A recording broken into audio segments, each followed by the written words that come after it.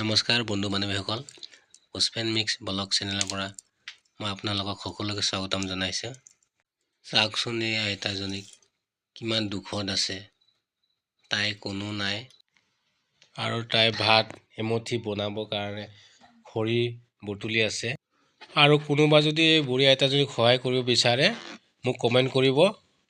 আৰু এই বুঢ়ী আইতাজনী ভিডিঅ'টো চাই সকলোকে শ্বেয়াৰ কৰিবলৈ নাপাহৰিব।